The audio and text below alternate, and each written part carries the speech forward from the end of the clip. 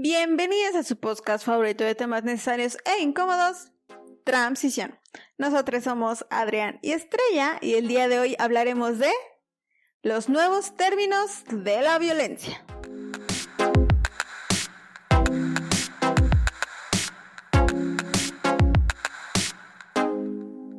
Anteriormente ya hemos tocado el tema de violencias con los capítulos del violentómetro y de amor romántico. Así que si no los han visto o escuchado, les invitamos a que se vayan a dar un paseo por esos episodios para que tengan un poquito más fresco estos temas, ya que vamos a hacer referencias a ellos evidentemente. Pero, ¿cómo que nuevos términos de violencia? ¿Qué es eso? La mayoría de las ocasiones más bien es una cuestión de que ya existen desde hace mucho tiempo, solamente se han introducido estas nuevas palabras para resumir todo un párrafo al respecto. Y para identificarlos. Claro, es importante que mencionemos que todas estas palabras vienen del inglés. Entonces, en algunas ocasiones tiene su traducción al español, en otras no tanto, pero para que también veamos la interseccionalidad de este idioma. Bueno, son más de los que creímos que existían. Están divididos en los generales, los cibernéticos, los de índole sexual, los de género y en género tenemos los machistas. Entonces, comencemos. El primero es el ghosting. Esta viene de la palabra ghost, que significa fantasma, y se refiere a cesar o terminar de golpe y sin previo aviso la comunicación con una persona o cualquier tipo de contacto. Esto como no contestar mensajes o de plano ignorarla. ¿Por qué ocurre esto? Esto puede ser por detonantes como tener pocas habilidades sociales o falta de empatía. Es decir, como desde esta parte en la que no sé cómo decirte que ya no quiero hablarte, no sé cómo... si alguien ha sido ghosteado por Adrián, es muy probable que haya sido por este punto. Entonces, no sé cómo alejarme de ti, no sé cómo decirte que ya no quiero platicar contigo, entonces te ghosteo. Pero entonces aquí hay una línea entre intencional o no intencional, es decir, con la intención de lastimar a una persona o sin esta intención que más bien yo carezco de habilidades sociales y que no sé y que a lo mejor hasta yo también me siento como en ansiedad o presionado por esta situación, ¿no? Y que justo esta línea delgada es la que habla acerca de no tener empatía y querer hacerlo a propósito para lastimar o simplemente es justo no sé cómo decirte que ya no quiero que platiquemos. ¿Qué consecuencias puede tener el ghosting? Bueno, está dividido en dos partes. Una, si te hacen ghosting o si tú lo haces. Entonces, si te hacen ghosting, primero, es probable que tu autoestima pueda verse afectada en el caso de que justo no sabes si tú hiciste algo mal, si algo de lo que eres o de lo que hiciste pudo haberle caído mal a esa persona y por eso se alejó de ti. Es decir, como muchísimas dudas al respecto de en qué fallé. ¿Por qué ya no me habla? ¿Por qué ya no me contesta? ¿Por qué me está ignorando? 2. Ocurre mucho también este aspecto de como no sabes qué está pasando y como no sabes a qué se debe que ya no te contesta, pues el duelo, es decir, como esta pérdida de la comunicación se vive por más tiempo porque habla acerca de cómo es que la incertidumbre nos alarga este sufrimiento y se vuelve pues justo más intenso. En el caso específico de las personas que cuando se enamoran y les ghostean, o sea, desde esta parte de pareja, pues tienes el miedo de que te vuelva a pasar algo similar. ¿Qué tal que me enamoro y me va a volver a pasar y se va a alejar de mí? Yo no voy a saber qué fue lo que pasó. Entonces ocurre como este miedo que se relaciona a lo que ya mencionamos, que es que no sé qué pasó. Entonces, pues tienes la incertidumbre de si va a volver a pasar y evitas relacionarte a futuro por si te lo hacen. Y si lo haces, puedes sentir remordimiento o culpa por dejar así a una persona. Esto evidentemente si no fue por el afán de lastimar, pues sí sientes cierto grado de empatía con esa persona. ¿Puedes normalizar y creer que esto está bien? Que digamos que es la forma de alejarte de las personas o de terminar las relaciones. ¿Acostumbrarte así a huir de tus relaciones? O sea, ¿te acostumbras a terminarlas así de forma abrupta y sin diálogo? Y esto al paso del tiempo te hace precisamente menos empático. Conforme te vas acostumbrando a terminar así tus relaciones y crees que es normal, pues te hace menos empático con los sentimientos de las otras personas. En general, también el ghosting hace que nos volvamos menos confiados de las relaciones que estamos teniendo con las personas y hasta de nosotros mismos, porque como no sé por qué te alejaste, entonces no sé exactamente qué es lo que hice mal y entonces siento que todo lo hice mal. De entrada ya asumes que tú eres el problema, cuando no tiene que ser necesariamente así. Desde mi perspectiva, el ghosting puede ser válido, puede ser algo esperado y de hecho puede ser algo alentado a hacer. ¿En qué casos? En el caso en el que yo ya te puse infinidad de límites que se esperaría que al primer límite de un ya no quiero hablar contigo, ya no me busques, ya no quiero saber de ti, ya no me contestes mis estados, ya no me contestes mis publicaciones, yo qué sé. Si yo ya te dije que ya no quiero saber de ti y tú sigues insistiendo, entonces yo les aliento a que hagan ghosting a esa persona. Aprovechen todas las cuestiones tecnológicas para su bienestar, para su salud emocional, para su salud mental, porque primero están ustedes. Entonces, si ya pusiste un límite con esa persona y sigues sin respetarlo, entonces, ghostéalo. Bloquéalo de redes sociales, ya no le contestes sus mensajes, sus llamadas, etcétera, porque esa persona ha traspasado tus límites. Entonces estás eligiéndote tú antes que cualquier persona, cualquier relación. Otro término importante es el del gaslighting o también se conoce como hacer luz de gas. ¿Por qué? Es algo muy habitual y es algo que poco a poco se va visibilizando más. Les voy a contar un poquito la historia de dónde sale este término. Me parece que es sumamente importante para que podamos entender la importancia. Este término viene de una obra de teatro de Patrick Hamilton que se estrenó en 1938. También hubo películas a raíz de eso en el 40 y en el 44. Pero el punto es que es una pareja en donde el hombre deliberadamente, es decir, como con esta intención, mueve cosas de su lugar, cambia las cosas y tienen una lámpara de gas, una pequeña lámpara de gas que para todas las personas que no conocen Diagonal, conocimos las lámparas de gas, es un pequeño recipiente donde justamente hay gas y el gas se transforma en una flamita pequeña. Entonces esta flamita tú podías regular la intensidad del gas, es decir, como qué tanto gas quieres que salga, qué tanta flama o qué tanta luz quieres que te esté dando esta lámpara. Entonces, lo que hacía este hombre, además de muchas cosas, el resumen es disminuir intencionalmente esta lámpara de gas para que en ciertos momentos hubiera menos cantidad de iluminación en la casa.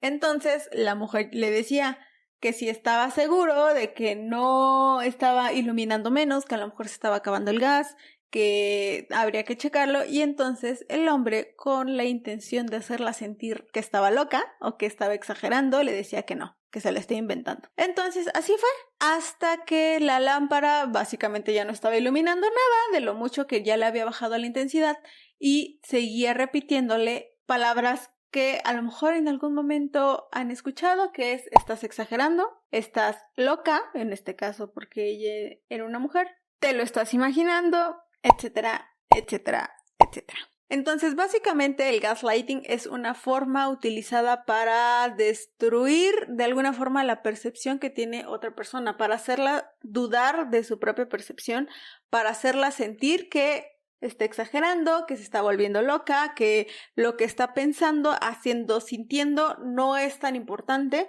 o que ni siquiera vale la pena. O que no es real. Entonces, si en algún momento tú le has dicho a alguien que está exagerando, al expresarte sus emociones. Si en algún momento tú le has dicho a alguien que está loca, loco o loque, o que le has hecho dudar a alguien si eso que estás sintiendo, pensando o haciendo no lo hizo, no existe, no es tan importante, o alguna de estas cosas te la han hecho a ti o te han dicho que estás loca, exagerando o que te lo estás imaginando. Entonces aquí existe gaslighting, y el gaslighting es violencia emocional porque apela a tus emociones, te está haciendo sentir mal, triste, confundida, y violencia psicológica porque está apelando a que dudes de tu propia percepción.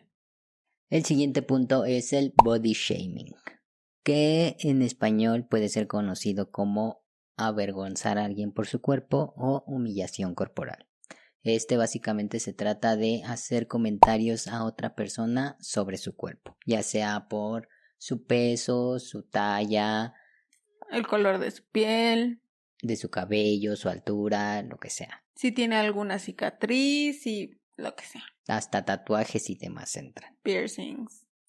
Esto con la intención de humillar a la persona o de avergonzarla. Es decir, de hacer sentir mal a la persona por tener el cuerpo que tiene. Porque, como lo hemos hablado en múltiples ocasiones, la sociedad está esperando que tengamos un solo cuerpo aspiracional, es decir, el estereotipo de un cuerpo, y si no tenemos este cuerpo, entonces no tenemos lo que deberíamos tener, porque tener el cuerpo que tenemos no es lo suficientemente valioso y necesitamos aspirar a tener todo lo que no tenemos. En esta categoría entra el fat shaming, que sería la gordofobia o hacer comentarios a una persona por su peso, y el skinny shaming. Este se asocia a hacer comentarios positivos de la delgadez, apelando a que la delgadez es igual a tener salud. O, por otro lado también, que me pasa mucho a mí, que es que te digan que cada día estás más flaco. Que si estás comiendo, que deberías comer más seguido, o que se meten con tu dieta, o que deberías hacer más ejercicio, o lo que sea. Partiendo del punto de que ser delgado es un privilegio y ser gordo no lo es. Que regresamos a esta parte de los estereotipos de belleza y que ni siquiera son contextualizados. Es decir, en Latinoamérica tenemos cuerpos curvy, unas caderas pronunciadas, piernas pronunciadas así llenitas, llenas de carnita, y el estereotipo de belleza es un estereotipo de belleza europeo, en donde son personas más altas, más delgadas y obviamente con la tez mucho más clara. Si quieren saber más al respecto, recuerden que tenemos el episodio de imagen corporal, personas trans y cuerpos diversos, en donde hablamos más al respecto con la doctora Nancy García, la psiquiatra Nancy García, y en el que Adrián... No estoy. Corran para saber por qué no está. Y ahora entramos a la categoría de violencia cibernética, siendo el primero el término de cyberbullying, que este es el uso de medios digitales como internet, teléfonos móviles, videojuegos, etc., para ejercer acoso psicológico entre iguales. En este caso no se trata de acoso o abuso de índole sexual estrictamente, o en los casos en donde personas adultas intervienen. Esto viene relacionado porque en realidad el bullying lo hemos usado para muchísimos aspectos y no es para todo. El bullying nació en el ámbito escolar, el acoso escolar entre pares, es decir, solamente entre estudiantes. Eso es bullying, y ahorita ya lo tomamos como que el bullying es solamente molestar como a todas las personas, pero en realidad es que no es así. Se refiere entre pares escolares o niños y adolescentes. Iguales, es decir, si un adolescente está molestando a un infante, entonces ahí ya no estamos hablando de bullying, porque viene la cuestión muy importante que es el rollo de la edad.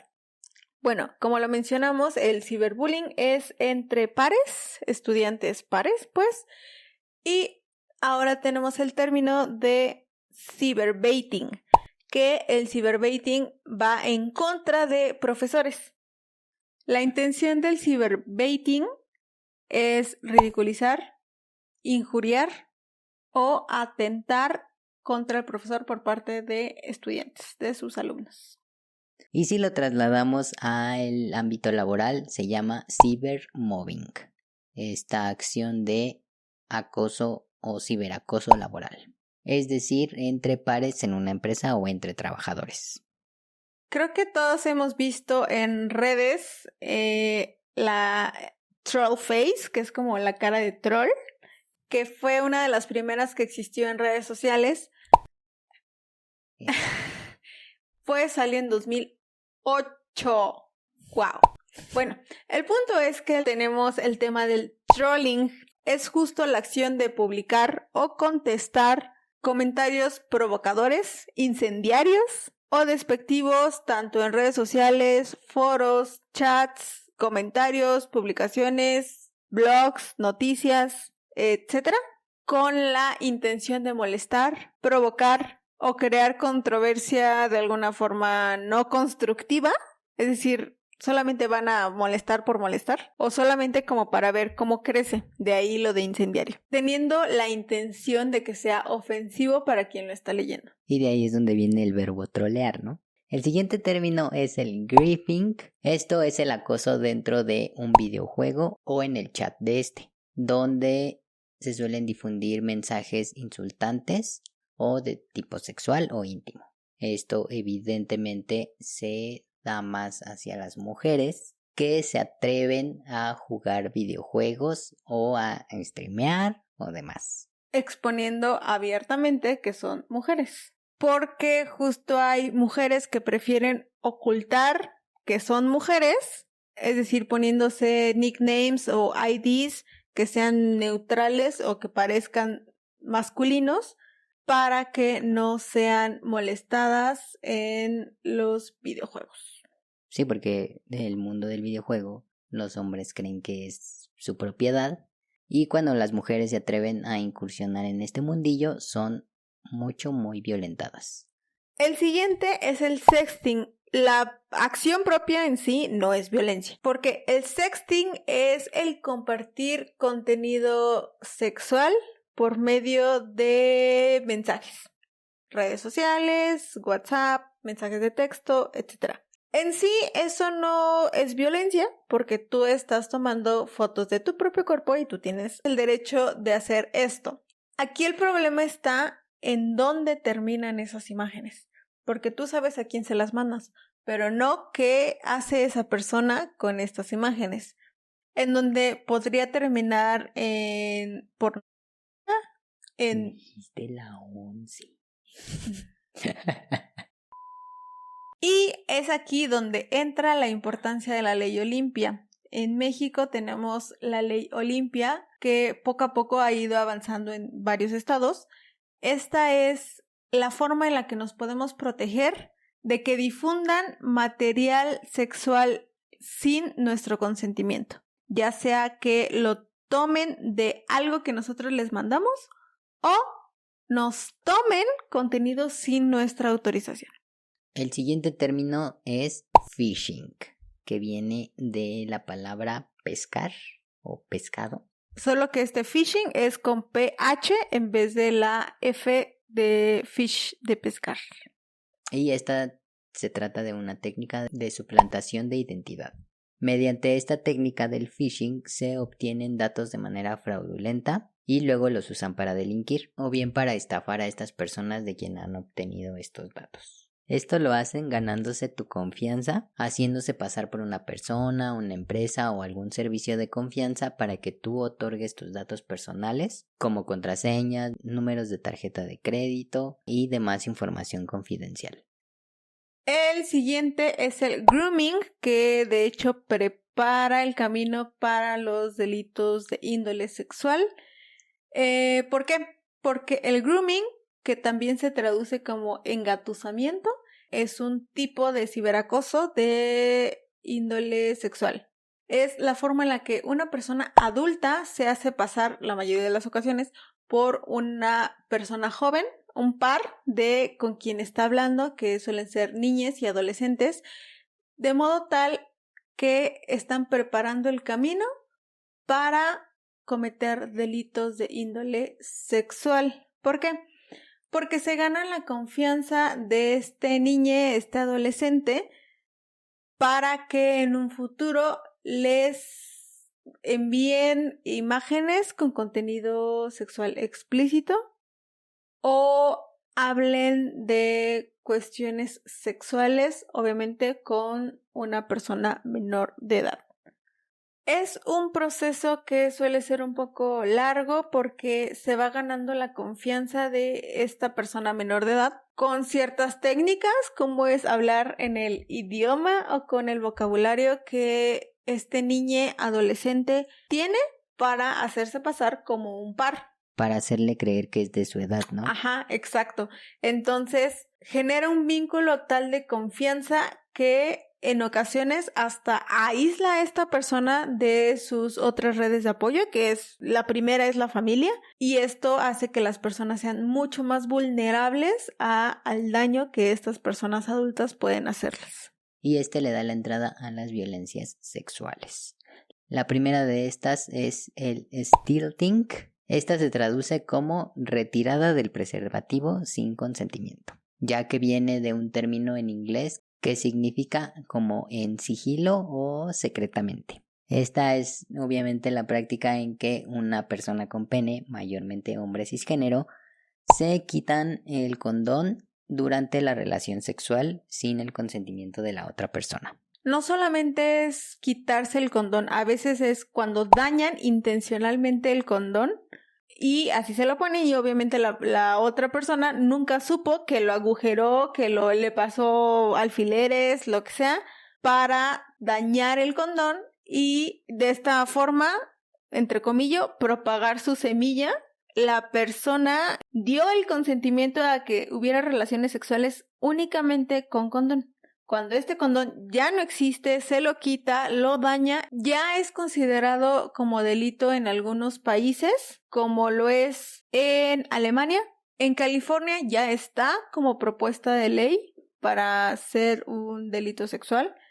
Y no sé si recuerden, pero hace algunos días, semanas, un TikToker habló de cómo es que le mentía a las parejas sexuales con las que tenía relaciones, diciéndoles que como era estéril, pues entonces no iba a utilizar condón, es decir, las engañaba y de esta forma abusaba sexualmente de ellas. Entonces, para esto, Irene Montero, que es la ministra de Igualdad en España, ya dijo que ya iba a tomar cartas en el asunto, por lo que también está considerado como delito, pues el quitarse el preservativo y aparte eyacular dentro de esta persona es considerado abuso sexual.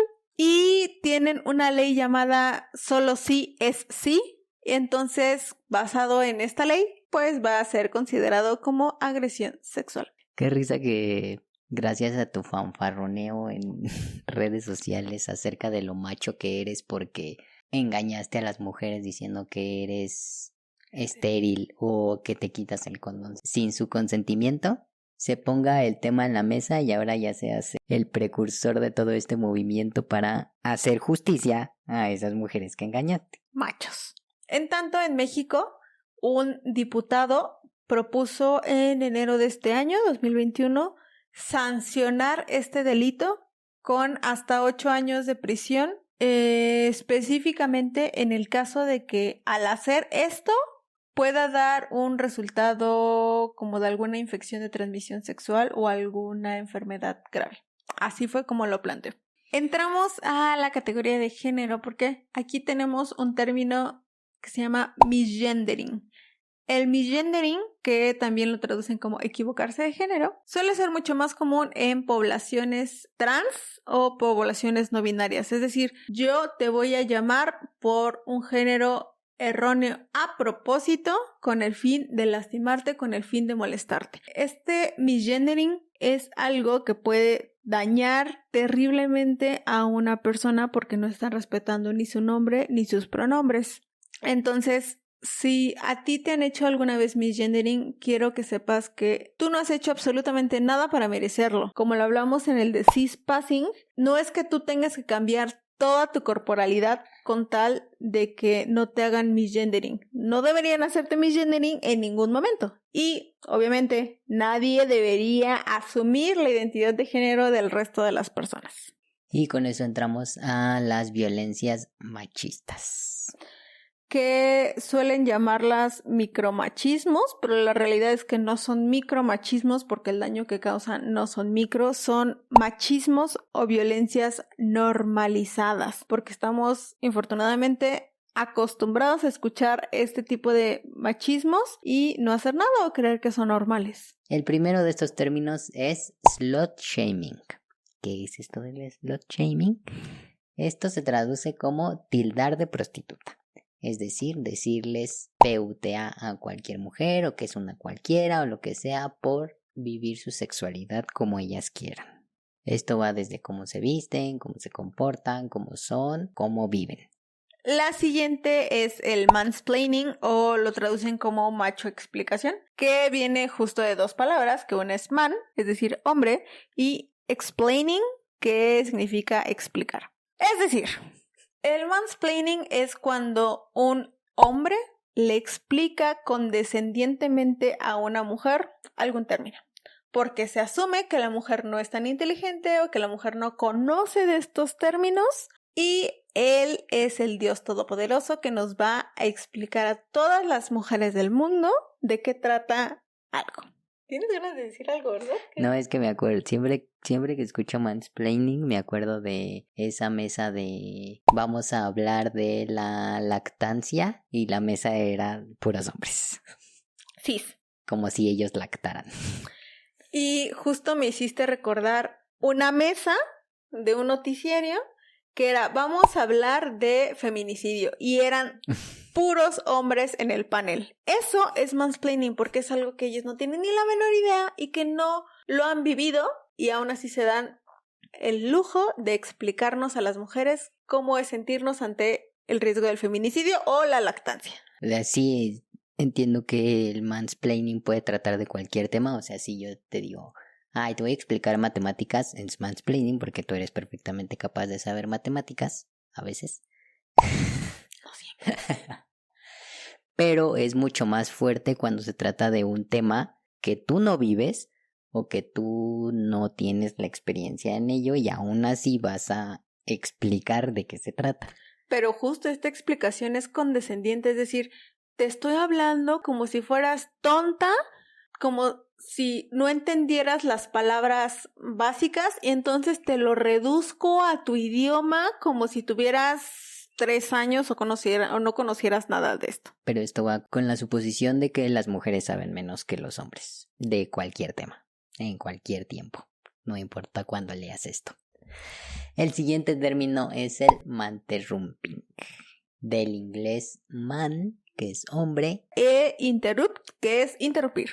Este término describe cuando un hombre interrumpe a una mujer cuando ésta está hablando. Por este mismo concepto que tenemos normalizado de que las mujeres no saben o que la opinión de las mujeres vale menos, entonces yo tengo derecho a interrumpirla cuando está hablando para dar mi punto de vista. Que, al ser un macho, es más relevante y es más importante que lo que sea que esté diciendo esa mujer. Por eso les digo que viene muy, muy de la mano estas dos, porque a veces ella está explicando algo, él interrumpe para explicarle a ella lo que está explicando de una manera condescendiente. Y estos vienen muy de la manita con el bropriating. El bropriating viene del término bro. Es el diminutivo de brother, que es como hermano o colega. Y appropriating, que significa apropiarse. Entonces, es tan similar a los otros y que viene en muchas ocasiones junto a estos términos porque es cuando una mujer está dando una nueva idea, una nueva propuesta y lo que hace el hombre es robarse el crédito de esto. Esto se suele dar más en ámbitos laborales, donde alguna mujer tiene una idea y el hombre o se la quita o... simplemente le pone como autor yo. Sí, o hace que esa mujer la trabaje para después quitársela y otorgarse el crédito. Esto es muy común, como lo mencionaste, en ámbitos empresariales, en donde la asistente, por ejemplo, puede hacerlo todo y solamente él se lleva el crédito. No sé si sabían ustedes, pero es muy popular que la teoría de la relatividad, esa de su amado Albert Einstein, en realidad es una de dos. O creada por su esposa, Mileva Maric, o se la robó a sus estudiantes. Entonces, bueno, este es el bropreating y que viene relacionado con el mansplaining, el manterrupting y que suele darse más en los ámbitos empresariales o laborales. Y la última y mi favorita es el manspreading. Este viene de man, hombre, y spread, que es expandirse. A mí me gusta llamarlo como el síndrome de los huevos grandotes. En el metro, en las combis, donde los hombres abren las piernas como si realmente necesitaran todo ese espacio para sus testículos. Esta violencia es una violencia sobre todo simbólica. ¿Por qué? Porque te habla de que yo como hombre necesito más espacio. No necesito, tengo derecho a más espacio. A robarte espacio para yo estar más cómodo. Porque es una forma que te están expresando que se sienten vulnerables, que tú como mujer estés tomando espacio este mundo. Que tú como mujer estés ahí. Existas. Se han llevado a cabo campañas en diversos países, en diversas ciudades, como en el metro de Nueva York, en donde sí se les dice explícitamente que no necesitas abrir tus piernas tantos grados para que tus bolsas escrotales no se aplasten. No la necesitas. Es más, puedes cruzarte de piernas y no les va a pasar absolutamente nada. Igual te los tienes que acomodar, pero no les pasa nada. Si tienes testículos grandes, muy grandes, ve a checarte al médico. Si no, sí puedes cerrar las piernas para ocupar el espacio normal. Designado a todos los asientos. Y a todas las corporalidades. Si crees que nos faltó alguno de estos nuevos términos de violencia, por favor déjalo en nuestros comentarios si lo estás viendo en YouTube. Si no, en nuestras redes sociales nos puedes encontrar como Transición en nuestro Facebook, Twitter, Instagram y TikTok. Los links los puedes encontrar en la cajita de descripción. Recuerda que si solo nos escuchas en tu podcastería de confianza, dale seguir y compártelo con todos tus amigos. O si nos ves en YouTube, pícale a todos los botones que te encuentres, dale like, suscríbete y pícale a la campanita para que no te pierdas ninguno de nuestros episodios. Si se dan cuenta, son violencias que ya conocemos, que hemos sufrido o padecido durante tantos años. Simplemente es una forma de que con una sola palabra podamos describir una situación larga. Es importante ponerle nombre a estas violencias porque acuérdense que lo que no se nombra no existe. Y mientras existan estas violencias y sobre todo mientras que tú las identifiques, es una excelente forma también para buscar ayuda. Si sientes que estás siendo víctima de alguna de estas violencias o tú estás ejerciendo alguna de estas violencias, busca ayuda porque hay forma de salir de ello. Nos escuchamos a la próxima. Chao. Bye.